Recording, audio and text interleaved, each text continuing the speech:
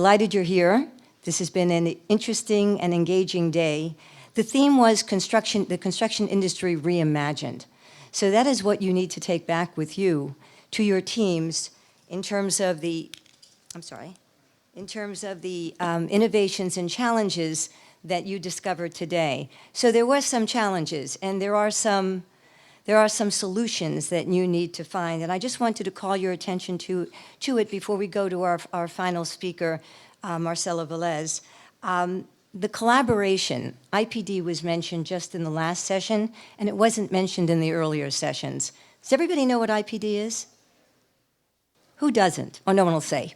You're all too smart. However, IPD was a program. It is being sort of reimagined, and that's part of what's going on in the construction industry today. I'm a little short. Okay. How do you create consistent standards? You listened to everyone, and you heard all about some of the technologies. You know that some of the larger technologies have sort of surfaced within the larger companies and have been adapted. They haven't trickled down to the smaller companies, to the subcontractors, and some of the general contractors are actually building. And that's where the inconsistency and disequilibrium occurs, so you can't really build it. But what will you do to make changes in that area? You also learned about education and training.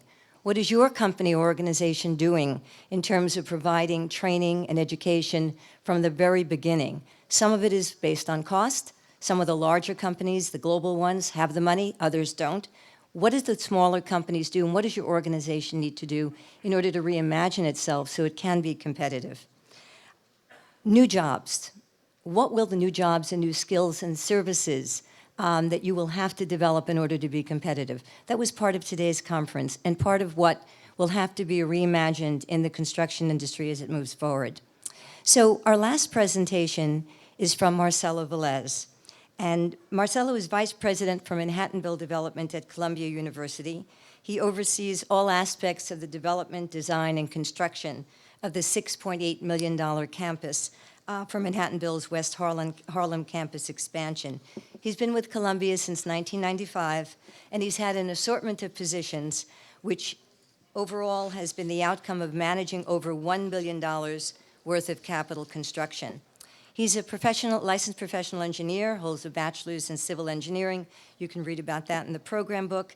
What you can't read about is that when he was in college, he co-founded the Rutgers chapter of the Society of Hispanic Engineers, and later, in 2018, became its groundbreaker, received the Groundbreaker Award from the New York Hispanic Chamber of Commerce. What does that say about Marcelo Velez? It says that Marcelo is a change agent. He's a change maker. He believes in cultivating talent and technologies and merging that together. And he will tell us more about the Manhattanville campus and its expansion through phases 1 and 2. Marcelo, there you are.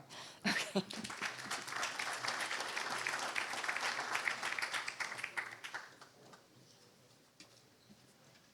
So thank you, Renee, and I want to start by congratulating Francisco and all of the speakers and attendees at this inaugural symposium.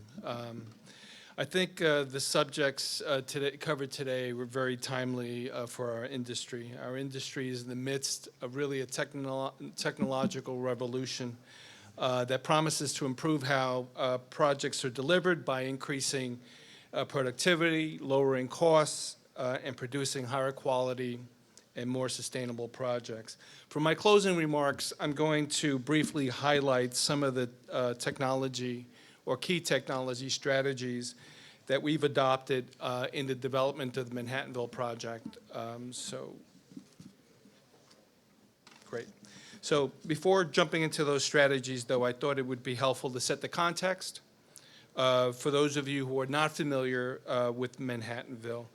This is the campus plan that was approved in 2008.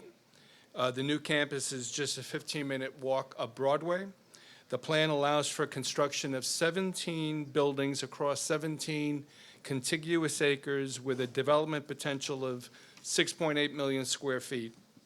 So it is one of those mega projects. The rendering here provides a bird's eye view of the new campus depicting the proposed scale and density. The buildings that have been rendered in are buildings that have been designed. The buildings that are ghosted in are future buildings. In many ways, Manhattanville creates a new model for urban campuses, one that is more fully integrated with the urban fabric and is open to the public and inviting by its very design. So this is a photo of the first 3 buildings that we have completed. From left to right, we see the Lenfest Center for the Arts, the Jerome L. Green Science Center, and the Forum. The photo is, we also see the beginning of what will be a series of open spaces, including what we call the Grove, the small square, and at the very far left is the Woodland Walk, which will eventually connect all of the 4 primary blocks that make up the new campus. This is a rendering of the Perlman Center for Business Innovation. It's one of 2 buildings for the Columbia Business School that is currently under construction. This is a rendering of the other Columbia Business School building, the Kravis Building. Finally, this is a view of the large square. It's an acre plus space that will be built between those 2 new Columbia Business School buildings and serve as a central quad for the entire campus and the community. So now transitioning really to what we're doing with respect to technology. Unlike many of you in the room, I'm not a technology expert by any means, but in my role on this project over the last 15 years, I've championed innovation and embraced technology, and I've been fortunate to have that benefited from some real good advice and support from several people in this room today. So we started down this technology road with an early decision in 2007 that all new Manhattanville buildings would be designed in Revit. I have to admit that the significance of that decision was not completely clear at the time.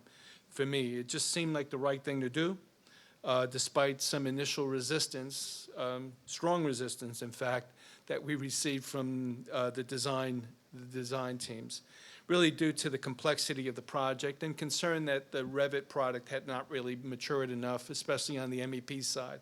But despite that, we pressed on because some of the initial drivers listed here seemed too important to really to pass up on. So the decision to commit to BIM then led us to broader discussions about how to get the most from our building design models, especially since we were not building individual buildings, but really an entire new campus, including how to best capture and integrate other site context data, including the site topography and existing structures and infrastructure and existing geology. So on the left side of this slide, we see a 3D perspective that we developed of the site topography. This is came from the topo survey, showing significant grade changes that existed within the site. So this was captured. On the right side, we have a similar 3D view of the very deep and variable rock contour that underlies the site. It's not easy to see, but the rock grade changes within the project site by about 300 feet. So there's quite a deep, essentially geological fault that basically underlies the site. Here we see a digital 3D scan of the 12th Avenue Viaduct. We scanned all significant infrastructure and adjoining buildings that would remain so that we can incorporate them into the campus BIM model. And here we have a model of the TA Viaduct, the #1 line that runs up Broadway, that was generated from one of those digital scans from the point cloud data, together with some 3D models of the area street utilities, showing both existing utilities and proposed utilities. So really we took an effort to sort of scan and identify and document basically everything that existed and everything that we were building anew. So this is just some data that, this shows some of the data that was combined to assist in construction planning. So here we have some snapshots from the 4D construction schedules. So the images on the left show the existing buildings from top right that existed in 2008, continuing with construction of our Phase 1 slurry bathtub, and then our Phase 2 slurry wall construction on the top right. It's kind of difficult to make out, but it's what we call the worm's eye view. We're looking up at the slurry wall bathtub and the drill shafts that were part of that initial phase. And on the lower right, we see basically the construction of the drill shafts and the substructure steel. Our basements are all interconnected. They're about 60 to 70 feet deep, so there's quite a deep infrastructure that we wanted to capture. So the initial requirement to design in BIM achieved all of the benefits really that we had originally envisioned, including providing improved visualization of the first campus project. This is an example of some of that imagery. This was derived from the BIM model and was very helpful in communicating up to the university leadership. But soon thereafter, we expanded our BIM requirements to include the construction phase by updating our own Manhattanville BIM guidelines to require that the CM use the model for trade coordination and to facilitate estimating and bidding. And today that's much more common practice, but back then it was a little bit of, cutting edge. So it's this sequential commitment from BIM design to BIM construction that ultimately led us to pursue BIM to FM by leveraging the model data for the operations of our buildings. And I've referred to this sort of sequential BIM commitment as incremental leaps of faith, because really at every stage, we were just committing to the next thing, and then the next thing, and then the next thing. And, I didn't have really a sort of a clean mandate for leadership to spend money on this, so I wasn't asking questions. I was just getting it done. So this is not a rendering. This is the Revit MEP as-built BIM model that we commissioned for the Green Science Center. The model was developed by aggregating the subcontractor models following MEP coordination. And if we zoom in, we can see the richness of the data contained in the model. So this shows the actual duct section, hangers, inline fans, et cetera, that were installed. The model is also linked to a database containing a long list of attributes, including O&M, the warranty, and other important operational information. So these Revit as-built models, which we now prepare for every project, are then integrated with Maximo, the university's CMMS system, computerized maintenance management system. This graph, and I think Deborah was her name, alluded to, I think, to the value proposition that we also saw. So this graph helps illustrate the lifecycle value of the BIM investment. The red line in the graph depicts a traditional approach where either there is no BIM or where the BIM data is not efficiently passed from one phase to the next. The result of this traditional approach is a significant loss of valuable information as the project transitions from one phase to the next.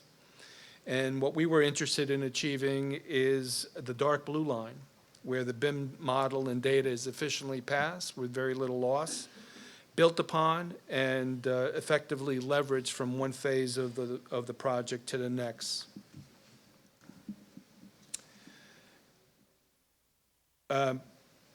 We also identified a number of other sort of BIM to FM benefits, including improved space management. BIM models are the foundation for good space management. Streamlined maintenance, so the information about building equipment stored in the BIM model can streamline efforts to accurately populate maintenance systems, such as our CMMS system. Efficient use of energy, so BIM can help facilitate the analysis and comparisons of the various energy alternatives. Economical retrofits and renovations, so living BIM model provides a cleaner, easier means of representing 3D aspects of the building, better information about existing conditions, reducing the costs and complexity of building renovations. So, you know, this effort is not without its challenges. First, it's more complex. It takes a lot more effort. It's also costs more, not so much the BIM design or construction, but in our case, the investment that we're making in requiring and developing an asset-rich as-built model at the end of each project, and the integration of that into our CMMS system, which is a work in progress.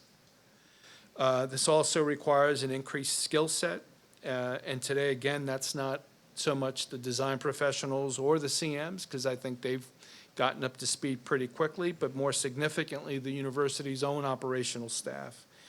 So it's great that we can take advantage of this technology and provide the BIM as-builts, but if no one knows how to use it, that investment will be for naught. It also requires development of new processes. It used to be that we turned over 2D files to our space planning department at the end of projects and O&M manuals to our operations. But now we're turning over a Revit as-built model that includes all of that information and more. So who the recipient and what they will do with it is still a process that we're working through. And what will be the protocols and processes for updating the model to incorporate day 2 changes? That's another challenge that we're currently experiencing, because that model that we showed there, you know, that was great, but this is a research building, and research buildings are constantly changing. So how do we put processes in place to make sure that the model doesn't become obsolete? Last but not least, how are we going to take advantage of all that data that's collected? You know, we're going to need to more and more rely on our IT experts, as was also mentioned, and our data analytics tools to make sure that we leverage the investment that we're making. And I believe that is the conclusion. Thank you.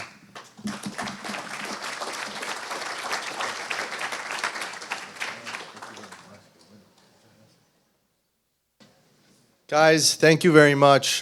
This was a wonderful presentation. I'm a big fan of Marcelo's for a lot of reasons. I came here in 2002 for grad school, which was President Bollinger's first year. I was then here in 2004 for Dean Glenn Hubbard's first year as Dean of the Business School. I was here when this project went from an idea and a vision through some of its growing pains into a just phenomenal reality. I think often it's forgotten how difficult this work. Marcelo didn't touch on some of the really fascinating elements of this project. He talked about the geological formations, but also what was built underground, the direction and posture around the environmental and sustainability aspect, how that's integrating into the operational and maintenance aspect of it. And it's not just us, it's Cornell Tech, Cornell Tech, it's CUNY with their new construction fund. This is just such a fascinating market. I'm very proud to be a part of this story here at Columbia. Proud to be a part of the team, Tanya Pope and Marcelo, and supporting that, and many of our alumni that are here today. And thank you guys for being here, and we'd love to continue this conversation over the next years and continue this dialogue. So thank you with that, and have a nice afternoon.